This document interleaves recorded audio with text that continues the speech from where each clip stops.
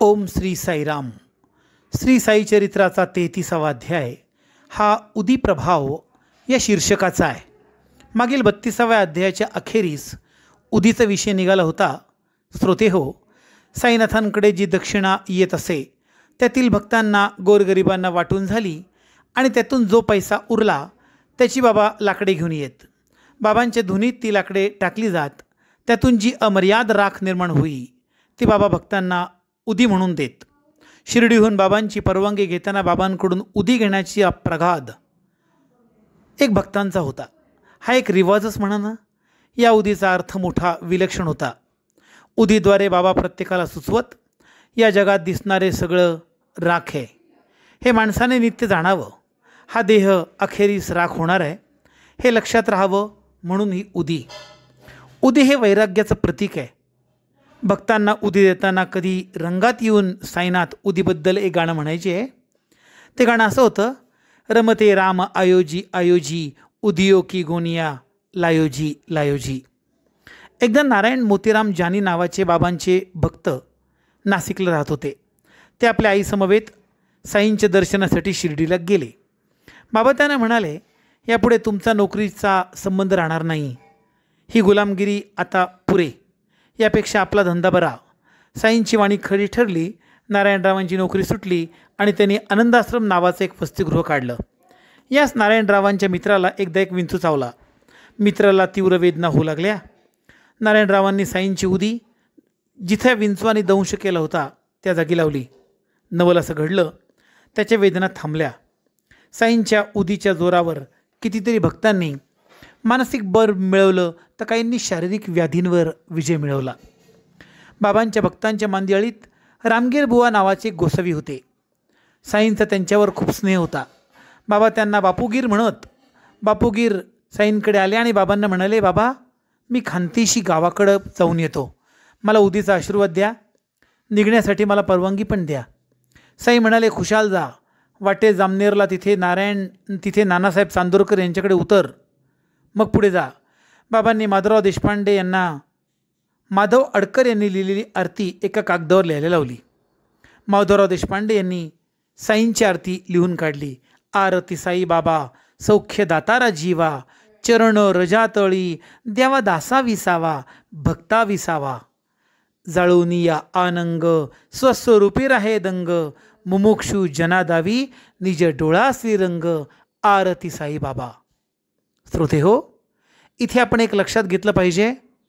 बाबा सदेह असताना बाबांची आरती बाबांच्या समोर गायली जायची. भारतात, महाराष्ट्रात हा पहिला संत असेल, पहिला देव असेल की जे सदेह असताना त्यांच्या समोर ही आरती म्हटली जायची. बाबांची ही आरती आरती साई बाबा सौख्य दातारात जीवा कुणी लिहिली आहे? विसरू नका, माधव अडकर. रामगीर गोसावी म्हणाले, बाबा माझ्याकडे 2च रुपये आहेत. इतक्या कमी पैशात मी जामनेरला कसा जाईल? साई म्हणाले, तू चिंता करू नको, सगळी व्यवस्था होईल. रामगीर गोसावी निघाले. त्याने रेल्वेचं तिकीट काढलं. त्यांच्याकडे मात्र 2 आणे शिल्लक राहिले. आता इथं कसं होणार या चिंतेने ते जळगावात स्टेशनवर आले. इतक्यात एक व्यक्ती आली. तिने रामगीर यांना विचारलं, तुम्ही रामगीर गोसावी का? नानासाहेब चांदोरकरांनी मला तुम्हाला आणण्यासाठी पाठवलं आहे. मी टांगा आणला आहे. रामगीर टांग्यात बसले आणि रात्री उशिरा निघाले. वाटेत टांग्यावाल्याने रामदेवांना फराळ दिला. त्याचा पेहराव मुस्लिम दिसत होता. पहाटे मोठा प्रवास पूर्ण करून ते जामनेरला आले. लघुशंकेसाठी रामदेव गोसावी बाजूला गेले. येऊन बघतात तो घोडा नाही, टांगा नाही आणि टांगेवाला सुद्धा नाही.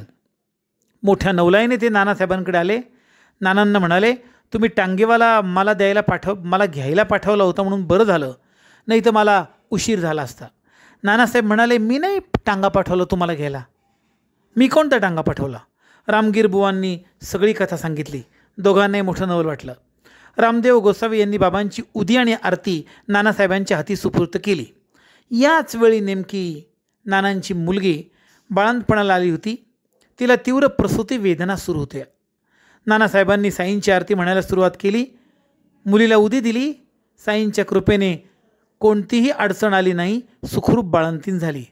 नानासाहेबांच्या मुलीच्या बाळंतपणासाठी साईनाथांनी केलेली ही अजब योजना पाहून नानासाहेब गैरवरले. श्रोते हो, देवाच्या फोटोचे मनोभावे घेतलेलं दर्शन हे प्रत्यक्ष दर्शन असतं हे तत्त्व सांगणारा हा प्रसंग आता ऐका. मुंबईत एक बाळाबुवा सुतार नावाचा कीर्तनकार होता. त्यांची आणि साईंची कधीही प्रत्यक्ष भेट झाली नाही. पण ते शिर्डीला आले आणि बाबांना भेटले. तेव्हा बाबा म्हणाले, 4 वर्षापासून मी यांना ओळखतोय. बाळाबुवांना मोठं नवल वाटलं. त्यांनी खूप विचार केल्यावर त्यांना आठवलं की 4 वर्षापूर्वी एकदा बाबांच्या फोटोला मनोभावे त्यांनी नमस्कार केला होता. श्रोते हो, देवाची छबी, देवाचे फोटो हे खरं तर देवाचं एक प्रतिबिंब असतं. आरसा किंवा स्वच्छ पाणी यात सूर्य किंवा चंद्राचं प्रतिबिंब जसं दिसतं, अगदी तसंच संत, सत्पुरुष, सद्गुरू, देव यांचं प्रतिबिंब त्यांच्या फोटोत असतं. किती हा बारीक विचार, कितीही मोठं तत्त्वज्ञान ग्रंथकारांनी मांडलं इथे. श्रोते हो, साईनाथांच्या लीलांना अंत नाही. त्यांच्या लीला अनंत आहेत. जो मनोभावे साईंची आठवण करतो, साई त्याची आठवण मनोभावे करतात. म्हणून साई महाराज म्हणतात, जो माझ्याकडे 1 पाऊल पुढे टाकेल त्याच्यासाठी मी 10 पाऊल पुढे टाकेल. साईबाबांच्या या साध्या सरळ सोप्या भक्ती योगापुढे मी अनंत वेळा नतमस्तक आहे.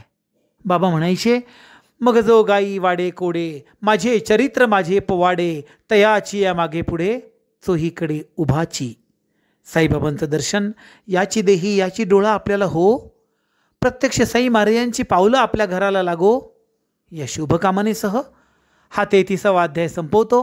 भेटूया 34व्या अध्यायाच्या निमित्ताने पुढील एपिसोडमध्ये. तोपर्यंत ओम श्री साईराम.